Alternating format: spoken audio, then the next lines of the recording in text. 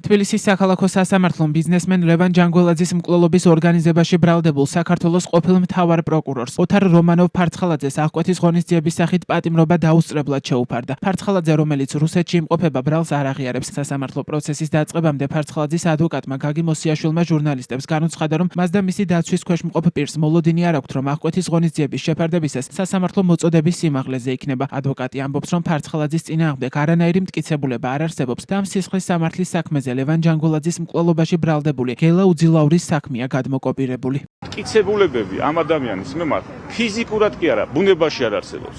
მხოლოდ არის ირიბი მტკიცებულება, რომელიც საკმარისი არ არის ბრალის წარსადგენადაც კი.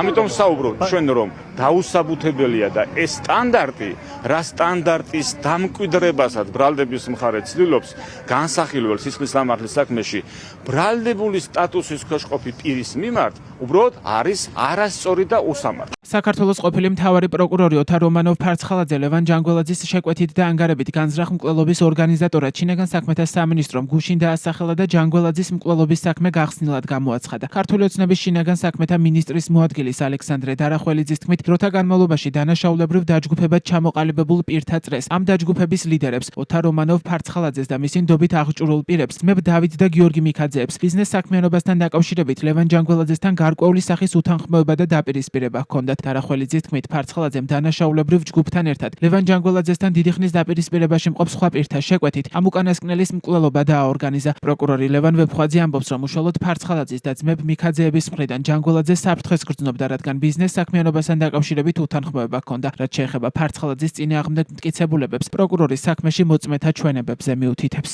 ბიზნესმენი ლევან ჯანგველაძე თბილისში ჭავჭავაძის გამზირზე 14 მარტს მოკლეს. ამ საქმეზე მკვლელობის აღსრულებაში ბრალდებულ გელა უძილაურს უვადოდ თავისუფლების აღკვეთა უკვე მიესაჯა. მან მკვლელობა აღიარა, თუმცა უარყო შეკვეთა ანგარების ვერსია და ის პირადი შურისძიებით ახსნა. ძმებ მიქაძეებს და კიდევ ერთ პირს, გიორგი ჯოხაძეს პროკურატურა შეკვეთით და ანგარებით განზრახ მკვლელობის ორგანიზებას ედავება. გიორგი მიქაძე დაკავებულია, დავით მიქაძე და გიორგი ჯოხაძე კი საქართველოში არ იმყოფებიან. ამ საქმეზე დაკავებულია ჯოხაძის ნათესავე მამუკა ბაღდავაძე, რომელსაც დანაშაულის დაფარვასა და გამოძიებისთვის ხელის შეშლას ედავებიან. ბრალდებულთა შორის გიორგი კაჭკაჭიშვილი, სანდრო წივწივაძე და მიქაძის დაცვის წევრი ლაშა მაისურაძეც არიან. ოთარ რომანოვ-ფარცხალაძეს 16-დან 20 წლამდე უვადო თავისუფლების აღკვეთა ემუქრება.